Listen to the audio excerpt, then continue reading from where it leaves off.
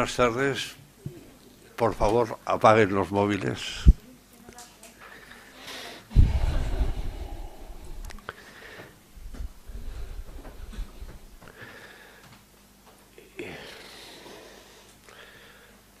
Memorial de la Desolación 2 es la referencia, lógicamente, a un Memorial de Desolación 1 que tienen en América sin nombre publicado y que en todo caso era una primera entrada a un concepto memorial del dolor, dice Raúl, memorial de la desolación, planteaba yo, como concepto que de alguna forma puede asumir un sentido de la reflexión que Raúl Zurita nos propone, sobre todo en el libro Zurita, que, como voy a hacer y he hecho ya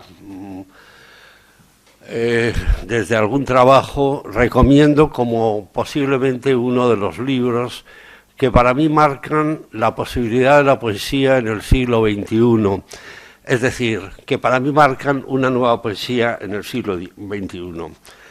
Zurita, obra en progreso, es otro título que anticipaba lo que para mí significa ese libro de 2011.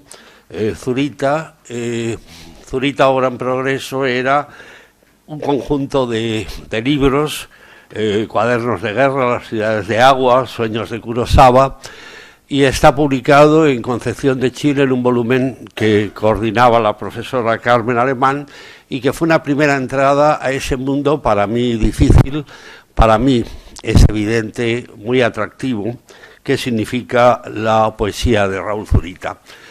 Voy a intentar seguir sobre el concepto de desolación y voy a intentar seguir sobre un concepto que en todo caso definía de alguna forma como el desarrollo de la creación de un lenguaje que entre reiteraciones que son insistencias voluntarias, entre fragmentos que recomponen una sensación de totalidad, entre sensaciones individuales que asumen valor colectivo, entre historia personal que es en parte general, entre naturalezas heladas que se recomponen por la palabra, entre desquiciamiento y lucidez, significa una realidad contemporánea que quizá, como muy pocas obras poéticas, asuma el siglo XXI y el recuerdo del anterior como un espacio y tiempo inevitable de desolación del que quizás ya solo nos puede salvar la palabra. Ni la palabra nos va a salvar, pero en fin, ese es otro tema. A fin de cuentas, entonces, Memorial de la Desolación 2 es continuar una reflexión. Si un día concluyo, y espero concluir un libro sobre Raúl Zurita, es la palabra Memorial de la Desolación, a mí al menos me gusta, a él no sé todavía, pero a mí al menos me parece que refleja espacios de su mundo, será por supuesto parte del título. El primer epígrafe se llama Entre historia y sueño, una navegación final. En marzo de este año voy a empezar con...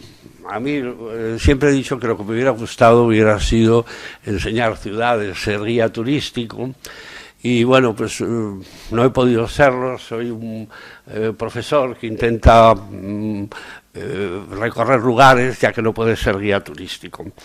En marzo de este año, ya hace menos de 2 meses, pude estar unos días previos a un congreso en Brindisi, en Italia. Brindisi está allá a la mitad del tacón de la bota que forma el mapa de Italia. Recomiendo el lugar, no porque la ciudad sea bella, pero en todo caso para mí eran días de descanso tras un viaje americano, y Brindisi era centro de interés por muchas razones. A mí me gustan sobre todo las ciudades marítimas, me gustan los puertos, narradas en los que una huella cultural nos pone ante la historia esencial de nosotros mismos. En Brindisi murió el año 19 a.C. el poeta Virgilio.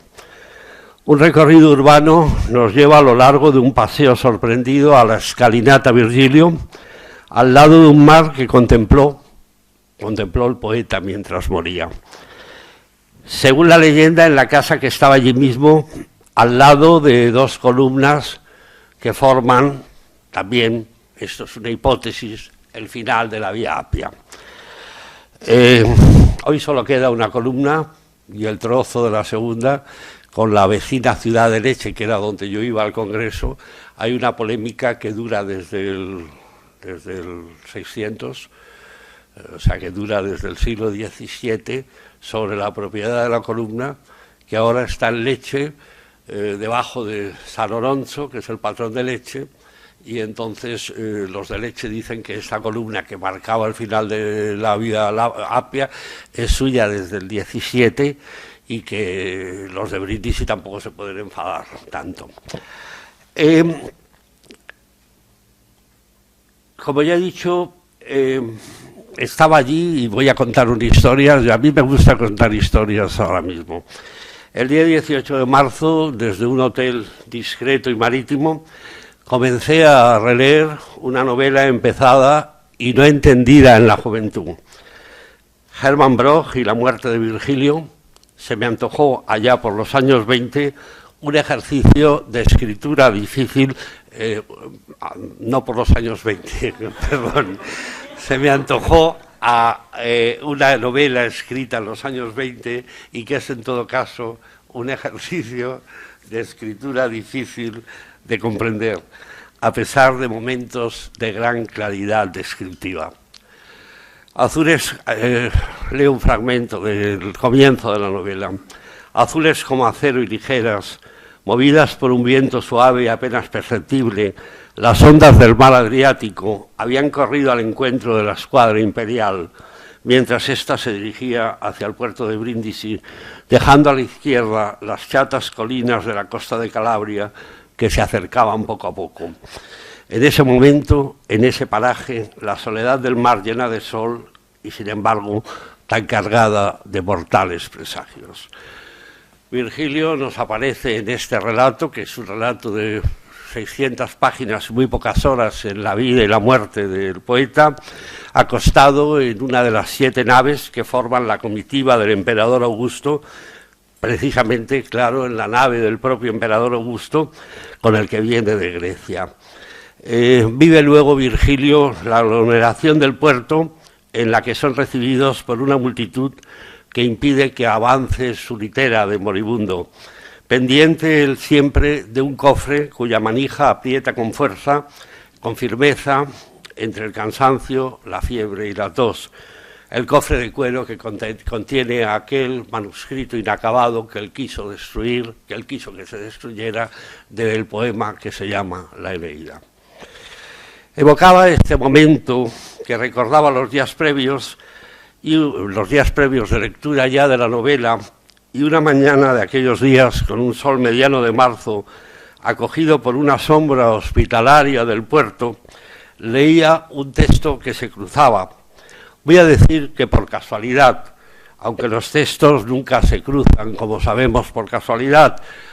Los textos se cruzan porque quieren hacerlo, porque están dispuestos para llamar nuestra atención, provocar nuestra lectura y para sugerirnos cosas. En el recuerdo es el cielo y el mar.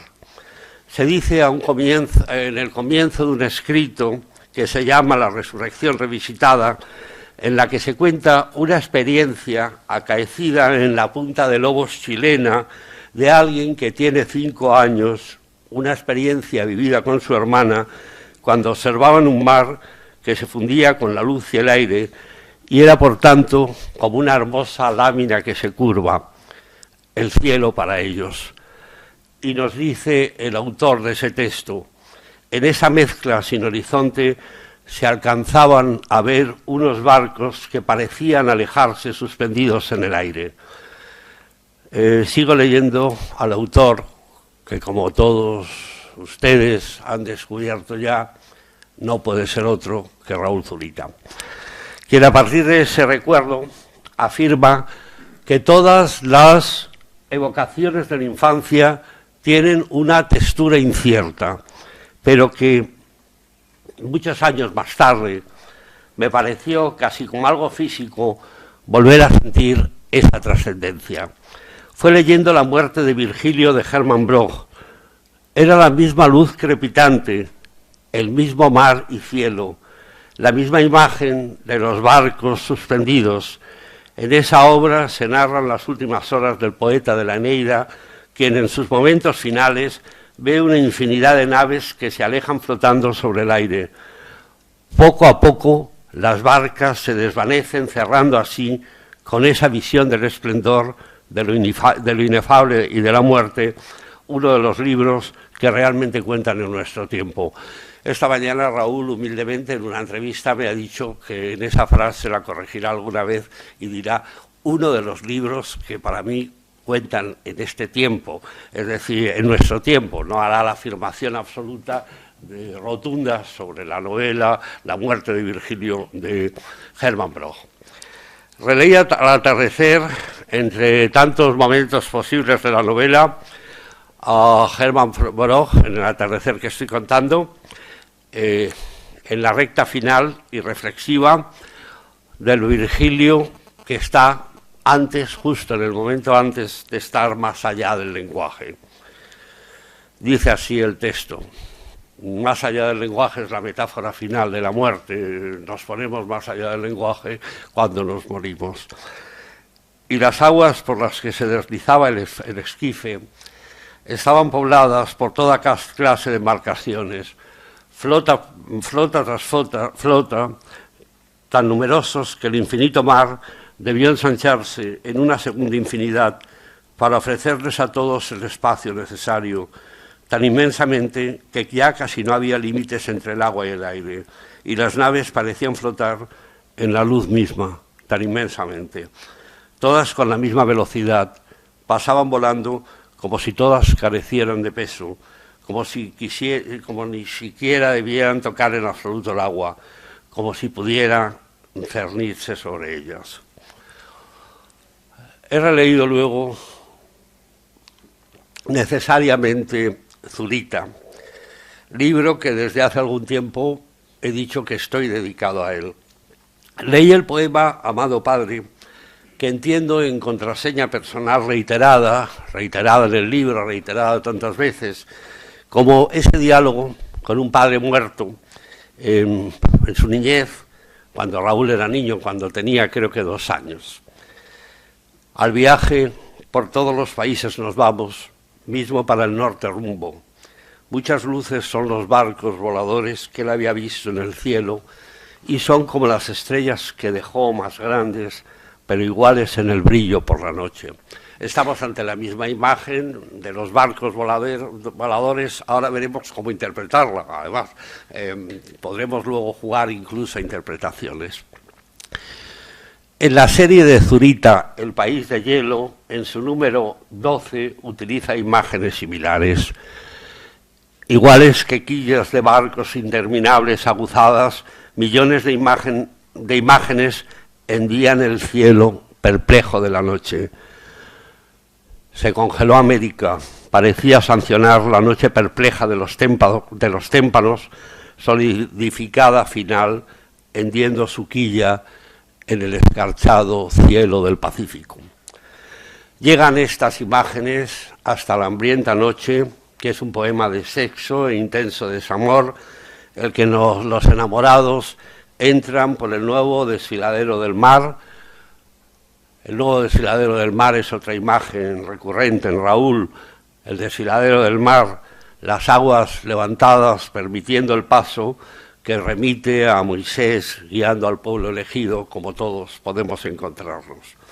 Y nos dice en esta conjunción de barcos voladores, de agua levantada, subiremos la hora muerta de sus cuerpos y el océano del nuevo cielo sudamericano se abrirá recibiéndonos, nos gritaban los muros del mar en un sueño donde millares de barcos avanzaban surcando la noche y los paisajes muertos ondeaban atados a sus mástiles.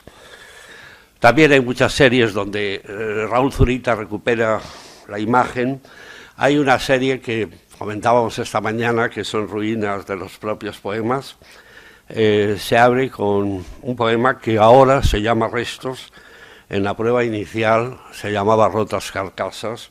Ya he contado que yo he tenido un lío de paginación entre la primera prueba de Zurita y el libro que finalmente me llegó, que es el que se ha editado y el que aparece en estos momentos.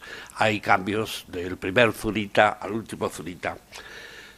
Y entonces, minutos antes del alba, viste las ruinas de tus poemas, y eran oxidadas planchas de fierro, barridas por la resaca, inmensos hangares desguazados, ahora marcados con tiza, carcasas, hermosas cubiertas de barcos rompiéndose entre los murallones de olas del mar.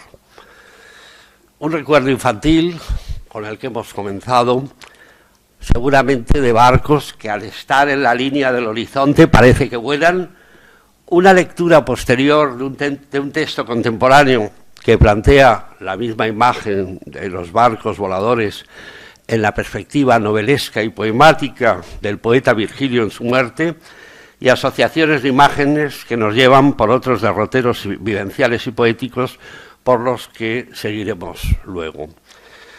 A mí me gustaría dialogar. Esta mañana he tenido una larga hora y media de diálogo grabado con Raúl Zurita sobre la novela que he señalado. Ya le he preguntado sobre esta novela como ratificación de la imagen infantil, como una novela de pronto nos ratifica una imagen infantil, cómo nos hace encontrarnos con esa imagen que hemos vivido. Hablar sobre el lenguaje de Broch, conversar sobre los poemas de Broch en el interior del texto narrativo, sobre la reflexión que Hermann Broch realizó sobre el lenguaje, sobre los recuerdos de la infancia, la madre, el padre. Me imagino que en el momento de la muerte de Virgilio y de cualquier muerte se recuerda entre tantas cosas la madre, el padre, que van tejiendo materias comunes que nadie, y sobre esto quiero insistir, puede leer en el apartado de influencias literarias, sino en perspectivas vivenciales que construyen materia literaria vinculada. Yo no hablo casi nunca, no hago crítica hidráulica, como se dijo, como broma, ¿verdad? No hablo de fuentes literarias, por supuesto. Sobre las de Zurita, en muchos casos, sus fuentes principales son bastante explícitas, desde los juegos que estableció con los títulos o desde escritos posteriores en donde ha fijado una tradición artística y literaria mediante la que se puede uno reposicionar.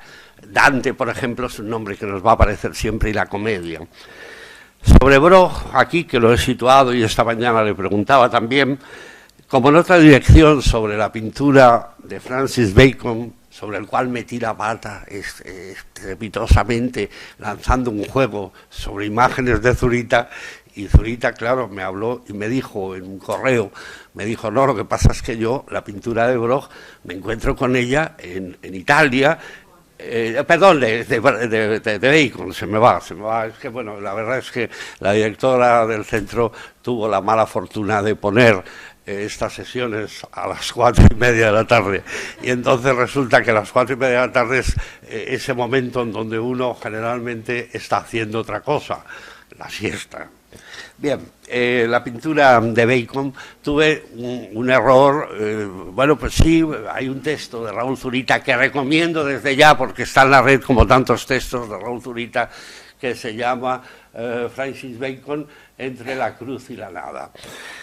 Y yo creo que esta mañana le decía también a Raúl, le decía, claro, sobre el tema de las influencias literarias, yo siempre tengo aquella solución que el gran Jorge Luis Borges planteó precisamente en un trabajo sobre Kafka, la única influencia reconocida e importante, por lo que diré ahora, por lo que me ha contestado Raúl, es aquel trabajo sobre Kafka donde Borges plantea una cosa que es canónica y esencial. Cada escritor crea sus precursores. Su labor modifica nuestra concepción del pasado como ha de modificar el futuro. Me decía que Piglia, el argentino, decía siempre, lo malo es que Borges siempre entre sus precursores eligió gente menor para que así se notase más. Bueno, es una broma. Sobre la escena que comento de los barcos voladores vuelve a insistir Zurita en ese trabajo que he dicho antes. Perdimos la infancia y perdimos con ella la infancia del mundo, que era más que nada un relato entusiasmado. Está bien, pero de todas las escenas de esa infancia me correspondió volver a ver las últimas horas de Virgilio, que muriendo en el puerto de Brindisi mira un grupo de barcas que se alejan flotando sobre el aire. En mi recuerdo es primero el crepitar de las naves bajo la luz y luego esa sensación de una trascendencia que lo arrasa todo, de una eternidad casi insoportable, donde nosotros somos apenas los intérpretes de un diálogo que nos sobrepasa infinitamente y que podría ser llamado el diálogo general de todas las cosas entre sí, o mejor, el diálogo de Dios consigo mismo. La poesía son las esquirlas que nos llegan de ese diálogo. Diálogo del universo como origen de la poesía, o diálogo de Dios consigo mismo. La poesía también es la reconstrucción de la realidad. Fantasías alegóricas o construcciones metafóricas son los materiales que se van ampliando en la escritura de Raúl Zurita, siempre hacia una vertiente de realidad inevitable. Digo siempre que la poesía de Zurita acaba en sus delirios y sus fantasmagorías frente a la realidad. Hay una realidad también en Zurita y en tantos momentos anteriores: los barcos que no vuelan. Los barcos que no vuelan son parte de su remembranza de la propia realidad. Su poesía es histórica, como ya hemos dicho, como ya ha quedado claro, y por eso mismo su poesía tiene ese fondo real en su construcción. Zurita es un libro que, como ya ayer decíamos, nutre la experiencia, está construido, está creado entre los días que se desarrollan entre el 10 y el 11 de septiembre de 1973 como experiencia. La fecha de creación es a partir del 2006 de ese libro. Allí se densifica otra imaginación marítima, y a esa imaginación marítima, que es muy abundante en Zurita, quiero referirme. Recuerda entonces la bodega del carguero y el pedazo de cielo que dejaba ver la cuadrada escotilla abierta en el techo. Son los días que empiezan el 12 de septiembre de 1973, con el poeta detenido y torturado, junto a centenares de personas, en la bodega de un carguero, el Maipo, en el puerto del Paraíso. En Zurita, donde el recuerdo de esta experiencia ha resultado a veces abrumador, no hay espacio para un canto épico de lo vivido. De todo aquello realmente se produjo El País de Hielo, una serie del libro precedida por la afirmación, dice Zurita, de que el desamor congeló entonces el Pacífico. La extraña glaciación mantiene aún bocas que gritan bajo aquellos témpanos. Entre tantos espacios de desamor está la experiencia en la historia que ha sido narrada en otros momentos del libro mediante variados recursos. Desmantelados barcos en la bahía, en muelles que parecen flotar en la sangrante aurora, y en medio de los mismos escombros siguen los torturados, sigue un mar congelado o desierto, sigue el Maipo, el carguero en el que el poeta fue torturado, sigue el Leu, el carguero gemelo. Todos estos cargueros están ya sepultados bajo los témpanos. O la visión entre corroídos barcos de la negra silueta del carguero Maipo recostado en el rojo amanecer. Mientras las últimas flotas se hunden y somos la mirada muerta que las va siguiendo en su hundimiento. En un episodio complejo imaginativamente en el libro Zurita, que se llama Flotas en la bruma, cada flota se llama como el número de la página del libro, con lo cual ningún editor se podrá esquivar en el futuro, porque si no, no tendría sentido. El océano Pacífico se eleva en el cielo mientras los escribas maldicen. El poeta maldice a los escribas, y del país de los escribas maldice también del país mientras las rompientes destellan en las alturas. El océano Pacífico es llamado a elevarse desde el otro lado de las montañas por el océano Atlántico, que también se eleva. Las playas se abren en el cielo tapadas de nubes.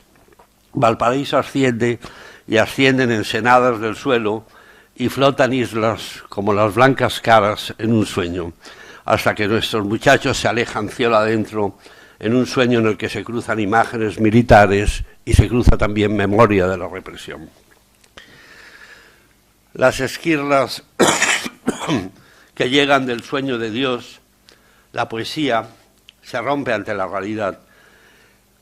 Como dos niños que vieron barcas surcando el cielo allá en Punta de Lobos hacia 1955, como aquel Virgilio muriente que Hermann Broch describió mirando barcos celestes, como aquel joven torturado en las bodegas de un buque en 1973, la naturaleza también se eleva en un país de hielo. Es finalmente el Apocalipsis de San Juan el que hace que un poeta lleve hasta allí, hasta el Apocalipsis de San Juan, a sus precursores. El Apocalipsis es ahora la concepción que modifica nuestro pasado, como es la concepción que ha de modificar el futuro. Y esta idea, insisto, que es para mí insistente. Estamos ante las imágenes últimas del país de hielo que había abandonado, del país de hielo. Son imágenes que en todo caso no me han acompañado porque se me ha olvidado pasar el ratón de darle para que pasara. Segundo planteamiento, si me aguantan todavía un poquito. Mi Dios es no. Me he tenido que plantear si el Dios de Zurita, cuyo diálogo, el diálogo de Dios consigo mismo es posiblemente el origen de la poesía, recordar, en el principio era el verbo y el verbo era Dios, recordar el origen de la Biblia, ese Dios que es esa omnipresencia poética repleta de variaciones, si es un Dios que puede consolar en la desolación, si es un Dios que puede, por ejemplo, resolver la congoja en algún tipo de alivio. Yo creo que es evidente, no hace falta cualquiera que se acerque a Zurita o a INRI o a Paraíso o Anteparaíso, perdón, o a Purgatorio, es evidente la referencia religiosa entre judaísmo y cristianismo que su obra contiene. Es evidente la multiplicidad de referencias religiosas, quiero decir, de citas incontables en las que Dios, al que se puede escribir con humo, como ayer comentaba la profesora Carmen Alemán sobre el cielo de Nueva York, aparece en una obra que, como ya he dicho, se inició con Purgatorio. Es una obra que además está repleta de referencias judeocristianas. INRI, de 2003, sería una de ellas, y aparecen centenares de referencias a Dios en el resto de la obra, continuas. Es, por tanto, para mí, Dios, un recurso estilístico y normativo, una singular recurrencia de alguien que es ateo y que, sin embargo, tiene como contenido poético un Dios multiforme e imprescindible. Dice una vez Raúl Zurita, un periodista, si sacas la figura de Dios de la lengua castellana, te queda un cráter más grande que el océano Pacífico, porque el castellano es la lengua de la Contrarreforma. Allí hay otra apreciación. Estas son declaraciones a Javier García en La Nación de Chile del 2011. La creación de un paisaje mental, su proyección de ese paisaje mental a un paisaje real, con la palabra Dios como centro en este caso, tuvo aquella muy narrada performance, acción de arte, prefirió siempre plantear Zurita, en el cielo de Nueva York, que es la que estamos viendo y que ayer ya vimos. Era junio de 1962 y el poeta, ayudado por chorros de humo de avionetas, escribió mediante letras de 9 kilómetros. Hoy me ha contado quién financió aquella aventura y luego se lo voy a preguntar, que os lo cuente a vosotros porque es muy curioso. Letras de 9 kilómetros, el mensaje definitivo llamado La vida nueva.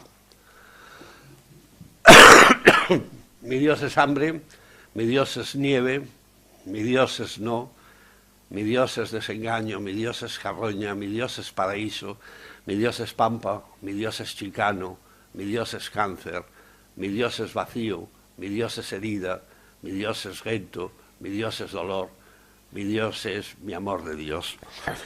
Lo escribió alguien que, como ya he dicho antes, utilizando una rigurosa apreciación suya sobre el pintor Francis Bacon, muy posterior, entre la cruz y la nada, elige también la nada, elige también la reflexión desde la nada, elige interrogar al universo en nombre de la nada. Y sin embargo, alguien que es capaz de crear un mensaje trascendente en un universo sin trascendencia. Creo que el mundo de Raúl Zurita asume un significado esencial en ese Dios que es sobre todo vacío, y hambre, y no, y desengaño, carroña, chicano, cárcel, herida, gueto, dolor, aunque ese Dios también es nieve, paraíso y pampa. Prevalece la conceptualización negativa de ese Dios en ese universo en el que finalmente es mi amor de Dios. Tras peripecias varias a lo largo de la obra, en su último libro, Raúl Zurita retoma aquellos versos de la vida nueva en Zurita, en el libro Zurita, pero no lo hace como ruinas de poemas. Ejemplos de poesía anterior que ya son ruinas, como hemos visto en este lugar. Esta mañana recuerdo que me decía que realmente siente su Zurita como una vuelta a purgatorio, como una vuelta al primer libro absoluto. Pero sin embargo, en Zurita aparecen lo que llama ruinas de poemas. Sin embargo, estos versos aparecen como work in progress, como poesía en desarrollo, que es uno de los conceptos que ha utilizado Zurita en los últimos años para ir creando determinadas evoluciones de su obra. Hay una sección en Zurita que se llama Verás cielo sin fuga en la parte final del libro. Está abierta además por 3 extraños recuerdos personales, entre el sueño y la realidad. Hay una fantasmagoría infantil de una escuela en la que todos sangran, está rodeado de muertos y espectros, aparece la ciudad de Dresde bombardeada en la Guerra Mundial, sueños comunes de millones de personas con Eros imposible y fragmentos de la historia chilena entremezclada, unificadas las imágenes por el título reiterado de Su roto cielo. Y lo que descubrimos es, en definitiva, un lenguaje de pesadillas. No es un lenguaje ya de sueños, es un lenguaje de pesadillas. Luego se reproducen en el libro las imágenes de la escritura sobre el cielo de Nueva York, tras abrir una subsección que se llama, como uno de los versos, Mi Dios es no, en el que tras un poema en inglés y traducido, que es casi un juego infantil, al que titula con un no reiterado, despliega los versos de la vida nueva por orden, siendo inicialmente cada 3 versos, de los que tenemos aquí el título de un nuevo poema. Mi Dios es hambre, mi Dios es nieve, mi Dios es no, abre, por ejemplo, un espacio en el que miles de edificios en ruinas están llenos de letreros con se vende y están rodeando además las puertas del Edén. Autobuses, viajeros orientales, dice amarillos, que disparan sus cámaras hacia las playas, aeropuertos, islas flotantes o ciudades suspendidas en el aire. Un mundo aéreo con referencia al horror, en el que aparecen de pronto 2 ciudades que son clave también en la reflexión y en el lenguaje del horror de Raúl Zurita, Hiroshima y Nagasaki. 2 ciudades que quedaron impresas en el cielo, para concluir al final este poema con que Adán y Eva hacen autostop, juveniles y burlones, en la vieja carretera para alejarse precisamente de aquel escenario. En 16 líneas breves, fragmentarias, poéticas, ha conseguido otra vez que el anteparaíso sea otra vez el lugar cotidiano al que no podremos entrar, del que seguramente terminaremos alejándonos con Adán y Eva, quizá también de la historia. La vislumbre del paraíso, como le planteaba ayer, es uno de los conceptos que se ha jugado al intentar interpretar la poesía de Raúl Zurita. Siguen los títulos formados por cada 3 versos de La vida nueva, con juegos en los que el poeta dice llamarse Ismael y dialoga con la naturaleza. Esta mañana hablábamos también del judaísmo, hebraísmo laico en Raúl Zurita. Con témpanos, dialoga con témpanos, con un Jehová que afirma que arderán los hielos si su pueblo se olvida de él, mientras témpanos en llamas se están izando de nuevo en el amanecer. En el siguiente poema, un juego visual de la película Los 10 Mandamientos contiene resonancias históricas con torturados que son ahora extras cinematográficos que esperan que Charlton Heston les abra las aguas. Los títulos Mi Dios es vacío, Mi Dios es herida, Mi Dios es gueto abren conmociones naturales ocurridas hace millones de años, cuando los misiles, dice, cruzaron el cielo.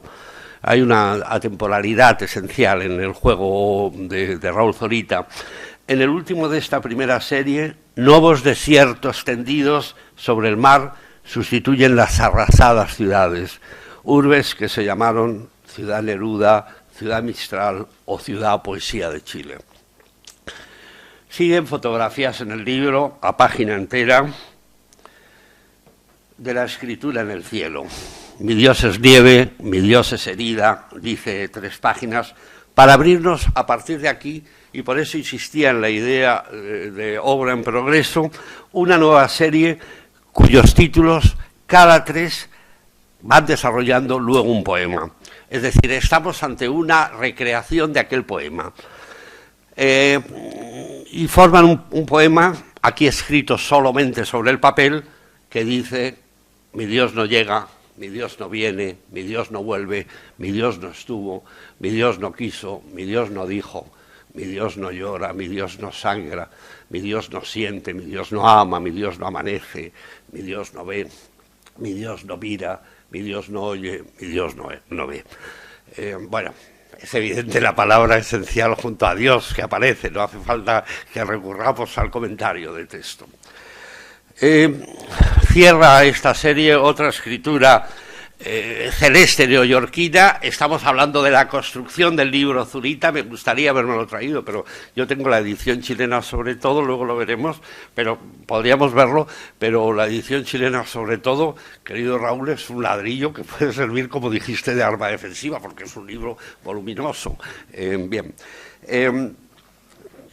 Cierra la escritura celeste neoyorquina, la que decía es no, precisamente la imagen de mi Dios es no en la escritura celeste neoyorquina. Y efectivamente este Dios, el negativo, el Dios de la pasividad, de la inmovilidad, de la ausencia, de la falta de sufrimiento, de la insensibilidad, va a abrir a partir de aquí poemas en desarrollo que crean un nuevo sentido en el libro, que amplían el espacio, que todavía afirmaba alguna posibilidad de trascendencia en el poema de 1982. El Dios ausente está, en primer lugar, entrelazado a la historia más próxima de Raúl Zurita, la del golpe de Estado de 1973 y sus campos principales de exterminio, el Estadio Nacional de Santiago o el estadio de Punta Ancha o varios estadios que sirvieron como campos de exterminio. Los estadios ahora están empapados, chorreantes de agua, y esto es lo que emerge como primera imagen. Mientras jóvenes prisioneros, hoy me ha dado la clave y luego le pediré que nos la cuente, corean una canción actual de un grupo de rock llamado Los Prisioneros con un estribillo pegadizo. ¿Por qué no se van del país? El amanecer hace que el mar cubra el estadio, lo cubren roqueríos y el vacío infinito del mar. Se oye la música de Los Prisioneros, de nuevo, es un grupo real y luego nos puede dar una interpretación de lo que significó para ellos la presencia de grupos así en la época de la dictadura. Y es el Dios, dice el poema, y es el Dios que nos regresa, el Dios que no viene, el Dios que no vuelve, soplándonos como sopla el alba muerta, como sopla el amor muerto, como sopla la mañana muerta, como sopla la mañana muerta, frente a los despojos todavía azules de la noche. Siguen los títulos con los versos referidos al Dios que no estuvo, no quiso, no dijo. Siguen los estadios chilenos emergiendo de las aguas en las playas, con pantallas inmensas, partidos de fútbol y personas con los brazos en alto, corriendo entre filas de soldados. Sigue una durísima referencia literaria y personal sobre el novelista Roberto Bolaño y su escritura de Estrella distante, de la que no voy a ocupar ahora. Para concluir con Cuerpos que caen, con una rota boca, que es una referencia personal de su detención en 1973, para terminar con las graderías rebalsadas de prisioneros alzándoles sus brazos a las olas. Estamos viendo imágenes reales de todo aquello. Y de pronto los poemas que siguen cambian de escenario bajo los títulos de un Dios insensible. Se repite en el poema una fecha, 6/8/45, donde Dios al principio es My God is a little boy, my God is a fat man. Esta imagen son contraseñas precisas de una fecha que es la del 6 de agosto de 1945, cuando bombarderos escribieron en el cielo, dice Zurita, aquellos nombres que son como se bautizó con siniestro humor 2 bombas, la de Hiroshima y Nagasaki. El Dios que no ama, no amanece, no ve, reaparece para narrar la desaparición de las borradas ciudades en un decurso de imágenes reiteradas, de filas de prisioneros, etcétera, etcétera. Insisto que en estos momentos prefiero dejar la versión para dar mi conclusión de esta parte. Mi conclusión tenía imágenes duras que responden a imágenes de los poemas de Zurita. Son imágenes, evidentemente, estas.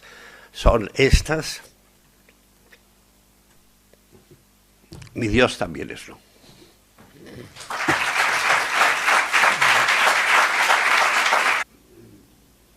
La niña Yasuhiko, Yasuhiko, sí. La que va a esperar al tren a su padre, justo antes del momento. Hay algo que es importante, que ya de alguna forma Raúl creo que ha anunciado. Es que el poema, cuando asumes toda la libertad del poema, donde se mezclan referencias de varia procedencia, donde incluso me has hablado del sueño como una de las cuestiones, y al mismo tiempo lo más importante es para mí también el relato. Yo, por ejemplo, me he dado cuenta que comentar la poesía de Raúl Zurita solamente la puedo hacer relatando. No sé, háblame un poco de la idea háblanos de la idea del relato como material poético de la narración. A mí, claro, salvo las cosas, ejemplos grandiosos como lo de Rimbaud, en general no me gusta lo que se llama poemas en prosa.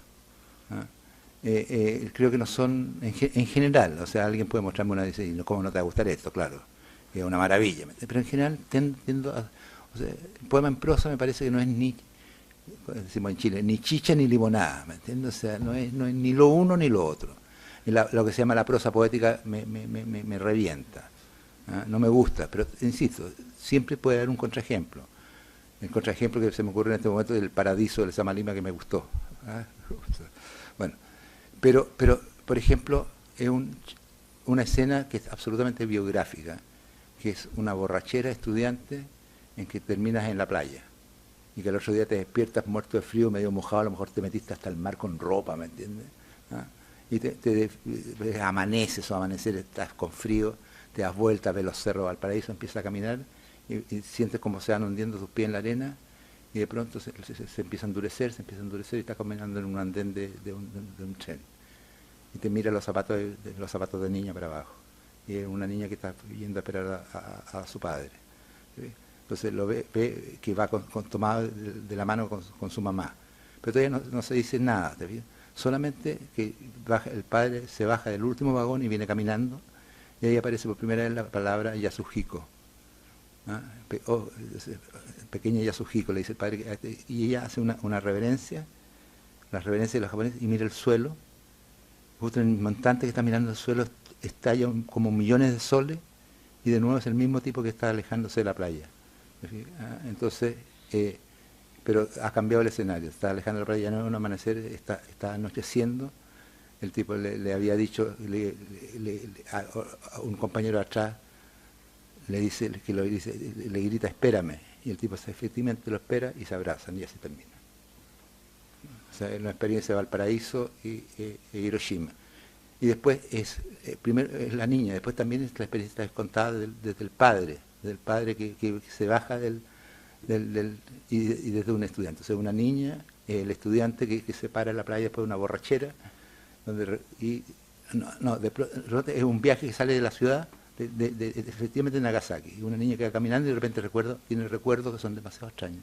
Recuerda un puerto, recuerda una escena de una borrachera de estudiante, unas peleas, y recuerda que ha tenido varios matrimonios, unos cuantos hijos, recuerda una universidad, y esa niña que va caminando a buscar a su padre tiene unos recuerdos imposibles.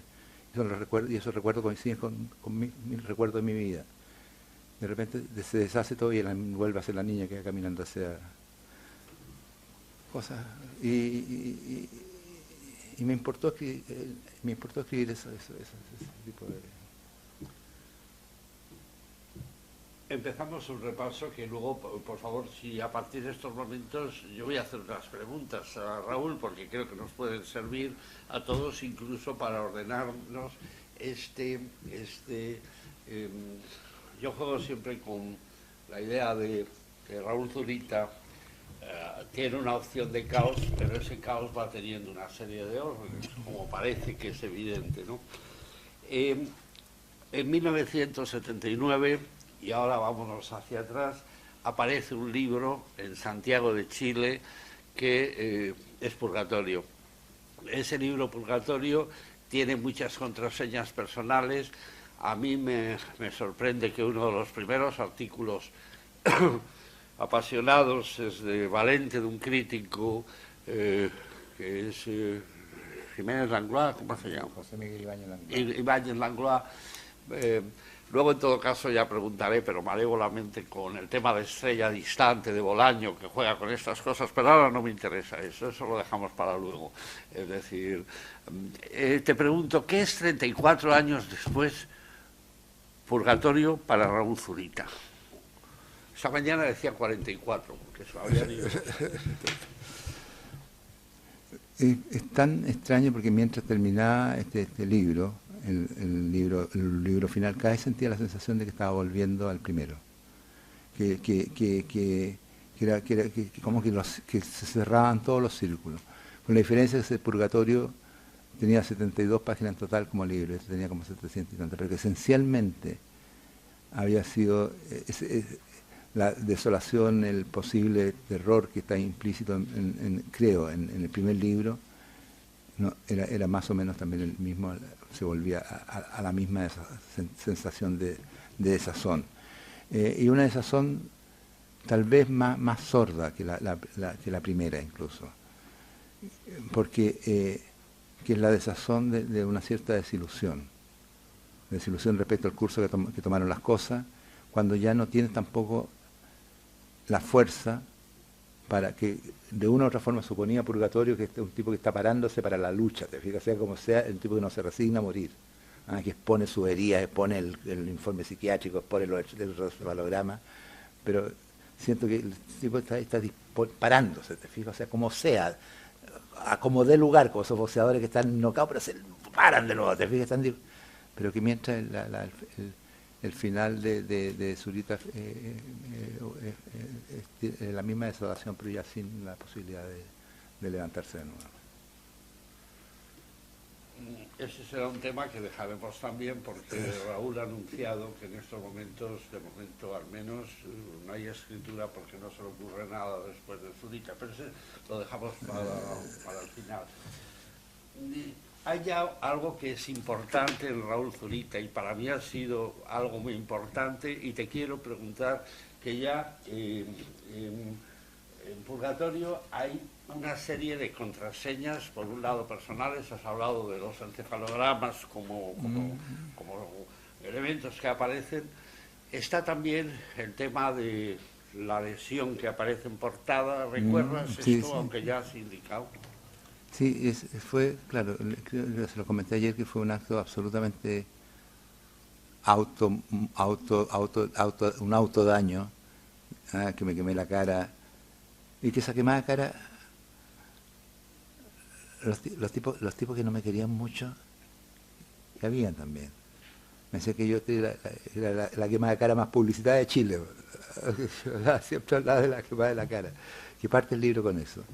Y que realmente fue como una especie de catarsis en un momento dado, que yo no sabía por qué lo estaba haciendo, pero después le di una lectura, le di tal vez un curso. De aquí partirá, de aquí comenzará. No es que haya comenzado a escribir en ese momento, yo escribía de antes y había tenido varias publicaciones en revistas y gran parte de ese primer libro estaba ya escrito. Lo que pasa es que encontró su estructura, encontró su forma, por así decirlo. Eso lo encontró después del golpe. Y fue, de verdad, fue una lucha agónica contra el silencio. Y al final del Purgatorio hay un libro que dice Mi amor de Dios, y vienen una serie de unos dibujitos, unos pescados. Y entonces, bueno, ¿qué significa esto? No lo sé, lo único que significa es que yo me sentía físicamente que se me había de nuevo adelantado la vida porque estaba quedándome mudo, cuando todavía no había ni siquiera empezado ya estaba quedándome mudo. Fue una lucha desesperada contra el silencio. Entonces entendí la visión casi clásica del poeta como alguien, como un luchador que lucha contra los muros del silencio, para arrancarle al silencio todavía un pequeño significado, arañarle algo. Y al mismo tiempo, también son lecturas que uno hace con posterioridad, creo que es alguien que quiere volver a hablar, que quiere aprender, es un aprendizaje de volver a hablar, y que en un momento dado estalla en un poema que se llama El desierto de Atacama, que es casi un delirio, pero que el desierto de Atacama, porque el desierto vuela, vuela como un pájaro. Y me costó mucho pasar el desierto de Atacama, lo escribí en plena dictadura, pasar al nuevo poema que escribiría después. Estuve como 4 años sin poder escribir ni la O, y de repente apareció otro poema que se llama Las playas de Chile, y ese es el primer poema de Anteparaíso.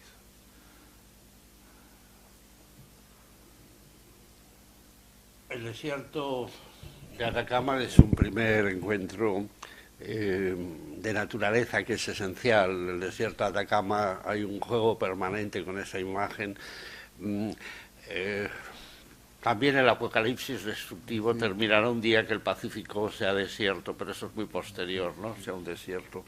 El desierto de Atacama es un espacio vivencial. Yo te puedo decir que conozco a un crítico que se fue 5 días al desierto de Atacama y no se le ocurrió otra cosa que llevarse Purgatorio y varios libros y varias referencias del desierto y pasarse leyendo, aparte de ir a ver el desierto y los géiseres y esas cosas maravillosas que hay allí, y pasarse leyendo, y claro, cada noche que se pasaba leyendo, luego bajaba, iba al bar y decía 2 botellas de pisco para vivir esto. Bueno, me refiero, la idea es la siguiente: esa naturaleza, ¿cómo la definirías como parte de tu mundo? Hay una naturaleza que ayer decía, la naturaleza de Zurita, aunque Jorge Edward Saya diga misa, la naturaleza de Zurita no es la de Neruda, por ejemplo. Es decir, Neruda es un autor de naturalezas, pero aunque sea la misma naturaleza chilena, la perspectiva no es la misma de la naturaleza. ¿Cómo definirías tus desiertos? Una cosa tal vez una pequeña anécdota. La verdad es que yo escribí el poema del desierto de Atacama en el año 1976. La primera vez que yo conocí personalmente un desierto fue el año 1981. Yo no había pasado de Valparaíso por el norte. Entonces, y fui y llegué a la ciudad de Antofagasta, en plena dictadura también, y les leí el poema del desierto de Atacama. A un auditorio que parece que le gustó mucho, pero uno me preguntó de dónde era, si era Iquique, Arica, o sea, los pueblos del norte, del desierto. Y yo ingenuamente le dije, no, si es primera vez que vengo, y se enojaron. se sintieron profundamente agredidos. Te fijas, un tipo que venía de Santiago se le había ocurrido escribir un poema, y no hay que escribir cosas que uno no sabe, me dijeron. Fue bastante mala la experiencia. O sea, hay, por supuesto, un componente que son paisajes mentales. De hecho, no conocía el desierto. Sin embargo, pero también son paisajes mentales, pero que tienen, los nombres corresponden a nombres que están escritos, que están en los mapas, que son lugares donde por último después está el espacio de la confrontación si llega un lector. Si un lector lee las cordilleras, ahí están las cordilleras, son las cordilleras de Chile, a lo mejor puedo considerar, pero me recuerdo una cosa, esto va a sonar un poquito arrogante, pero es de Picasso pintando a Gertrude Stein. Me dice, pero maestro, yo no me parezco, pero ella se parecerá, le dice. Y creo que pasa algo con los poemas, no digo ni siquiera con los míos, que los paisajes terminan pareciéndose. Y a mí lo que más me impresionó fue cuando yo llegué al amanecer, porque tomé un bus, y abro la ventanilla del bus y veo el desierto, y los desiertos de Atacama son azules, y eran azules. Al amanecer son absolutamente azules. Yo ahora no te pregunto, sino que te pido a las Inmaculadas Llanuras, que es el primer poema del desierto de Atacama. 1. A las Inmaculadas Llanuras. 1. Dejemos pasar el infinito del desierto de Atacama. 2. Dejemos pasar la esterilidad de estos desiertos, para que desde las piernas abiertas de mi madre se levante una plegaria que se cruce con el infinito del desierto de Atacama, y mi madre no sea entonces sino un punto de encuentro en el camino. 3. Yo mismo seré entonces una plegaria encontrada en el camino. 4. Yo mismo seré las piernas abiertas de mi madre, para que cuando vean alzarse ante sus ojos los desolados paisajes del desierto de Atacama, mi madre se concentre en gotas de agua y sea la primera lluvia del desierto. 5. Entonces veremos aparecer el infinito del desierto. 6. Dado vuelta desde sí mismo hasta dar con las piernas de mi madre. 7. Y entonces, sobre el vacío del mundo, se abrirá completamente el verdor infinito del desierto de Atacama.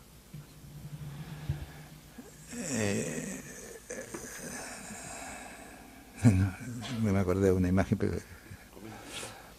mi madre leyó ese poema y no le gustó mucho. No le gustó mucho. No hacía no entendía esto de la metáfora, la imagen poética. Se fue a la literal. No, claro. La imagen de fertilidad.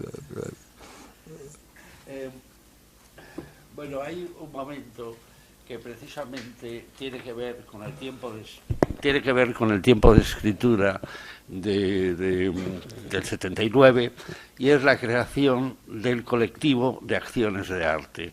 ¿Quieres recordar aquella experiencia que yo creo que es muy importante por las relaciones que establecías, por lo que querías hacer, por lo que queríais hacer? El colectivo de acciones de arte fue en el 79, cuando de una u otra forma estábamos un poco más armados.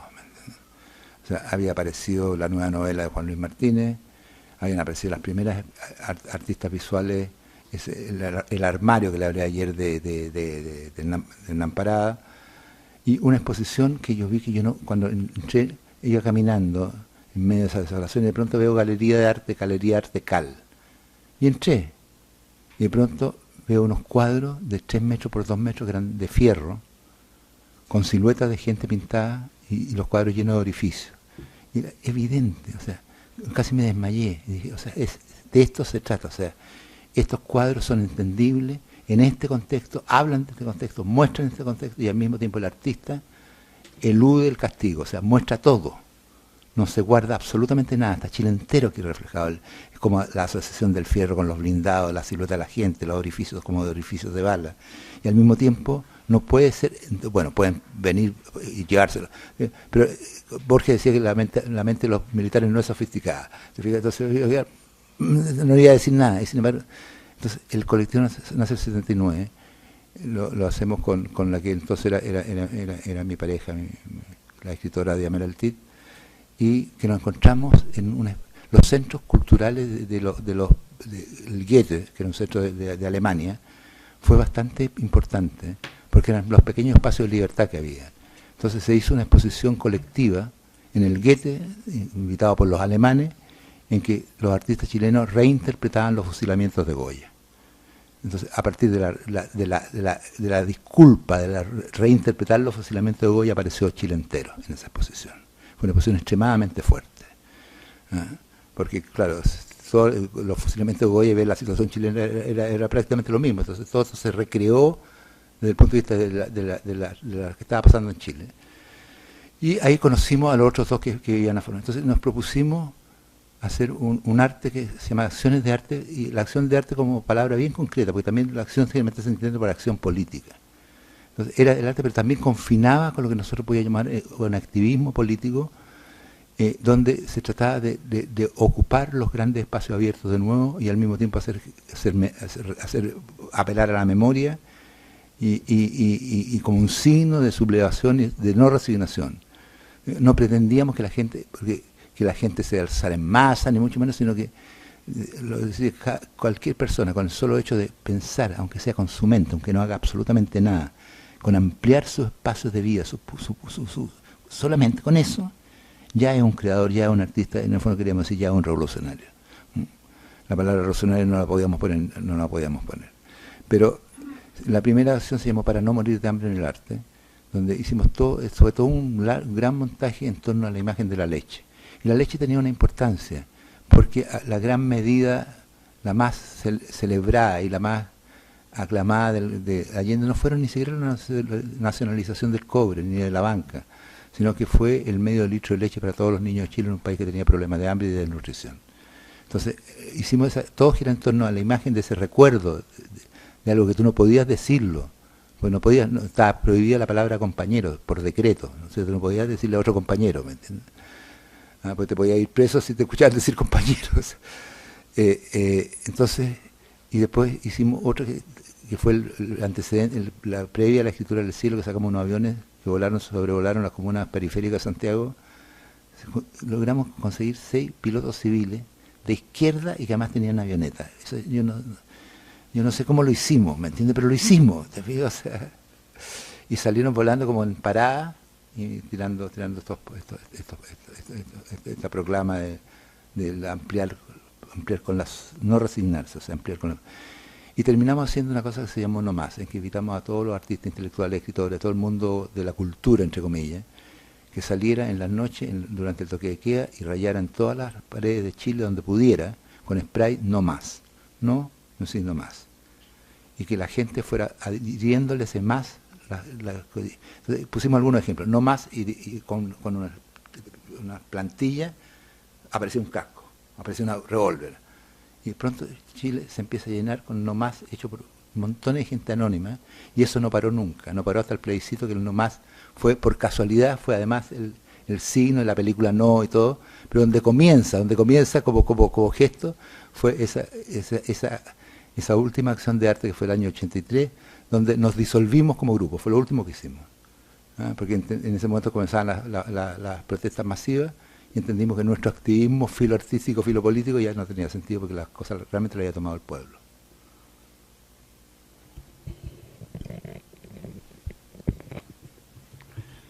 Hay una continuidad, o se señala, la crítica ha señalado una continuidad, y por otro lado también una diferencia entre Anteparaíso, que el año es el 82, y el primer libro, y Purgatorio.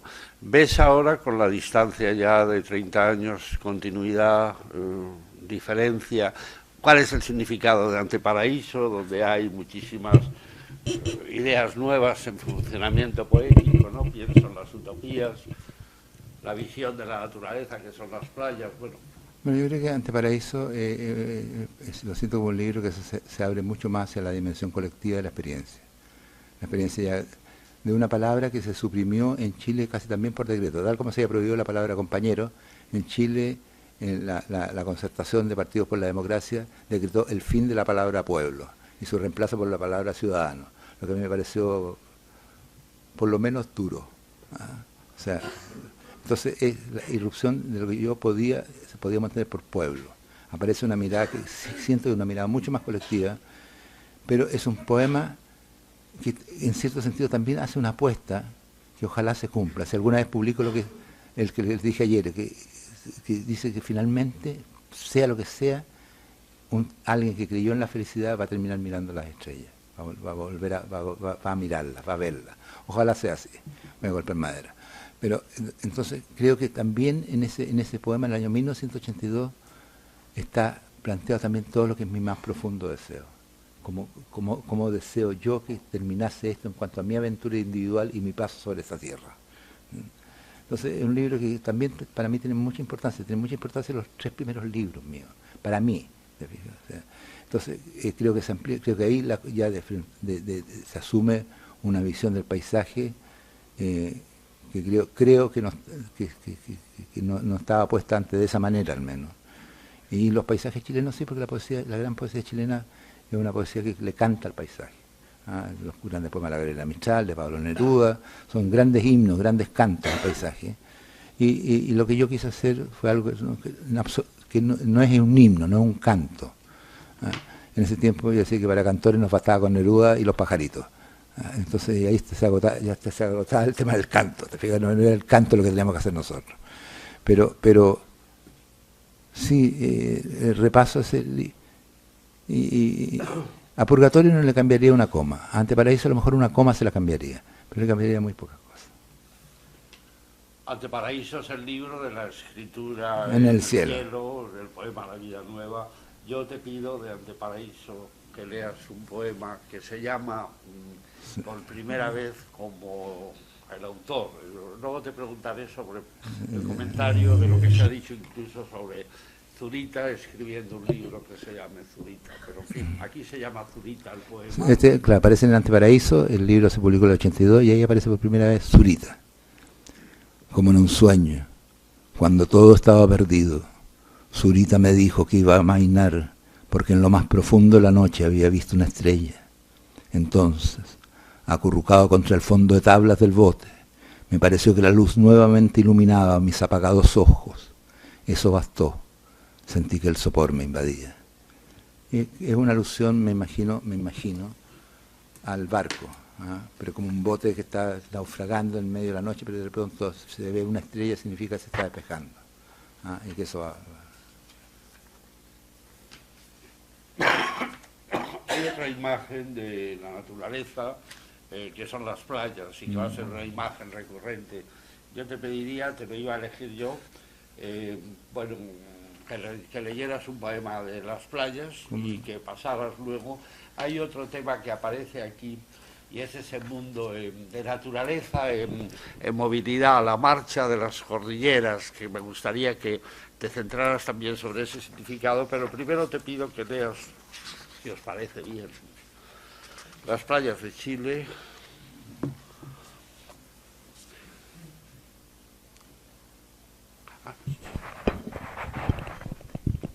Las playas de Chile 14. Radiante, miró el fulgurar de la playa ante sus ojos, como sueños, hasta las piedras se iban borrando en ese océano de lágrimas. Todo Chile se iba borrando en ese océano de lágrimas, hasta quedar apenas un jirón doloroso bañado por la costa, verde, empapado, como si una maldición lo volara sacándole el aura de los ojos. 1. Toda la patria se iba blanqueando en sus pupilas. 2. Por eso las lágrimas se le iban sumando, hasta ser ellas el verdor imaginario de la patria. 3. Por eso, incluso los suspiros se hacían colores frente al verde borrado de Chile, aurático, inexistente, que la misma luz le iba dejando en la mirada. Porque todas las lágrimas se iban sumando hasta tragarse los verdes valles que pintaron, dolidos, inventándose una playa donde recogerse en júbilo los despojos. 4. Toda la patria fue entonces la resurrección pintándose en sus despojos. 5. Por eso hasta los cerros saltaban de gozo con el clamor de la patria. 6. Por eso Chile entero reverdecía, mientras le emanaban mojándolo las lágrimas, como manchas de pintura, en todos estos aires expandiendo los valles que cubrían sus gemidos, en que la patria borrada fue renaciendo como una playa que les hacía luz de sus despojos, y donde resurrectas, hasta las piedras de Chile se alzaron gritando de dicha, delirantes, maravilladas, mirando todo el universo saludar, la revivida, que les vestía de fiesta los ojos.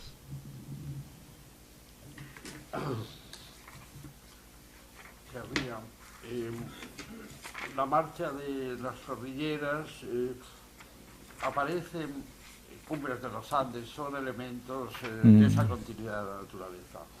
Querría seguir, porque, insisto, hay mucha obra y sobre todo Zurita se va a convertir luego en centro de reflexión por muchas cosas. Pero a partir de aquí surge la escritura de un libro que yo creo que fue del 85, publicado 85, que es La vida nueva. Otro título en referencia a Dante. Y sobre todo, primero, antes de que me hables de La vida nueva, querría preguntarte algo que para mí es falso, absolutamente falso, pero he encontrado muchos colegas, críticos, que intentan señalar una idea que me imagino que algunos se la están tragando ya, porque Zurita desde luego demuestra que no, la idea de que Zurita es Zurita, crea un lenguaje, crea una renovación del lenguaje, crea una expresión nueva, prácticamente hasta ante Paraíso. Y sin embargo, en La vida nueva, algunos críticos han dicho, hemos llegado a... ¿Crees que hay una ruptura? ¿Crees que hay una continuidad? ¿Qué es La vida nueva, a fin de cuentas, en la visión de Zurita? No, en realidad La vida nueva estaba pensando en otro libro. La vida nueva se publicó en el año 94. Ah, sí. 94, sí. Pero es también un libro absolutamente extenso, que tiene casi 600 páginas, que también me tomó 12 años casi escribirlo. A partir del 82 lo terminé en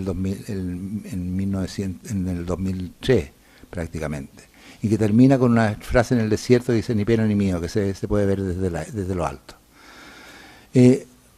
Fue mi otro gran intento, que creo que no fue entendido, porque tal vez las circunstancias políticas de ese momento no eran para que se tomó como una celebración de la concertación.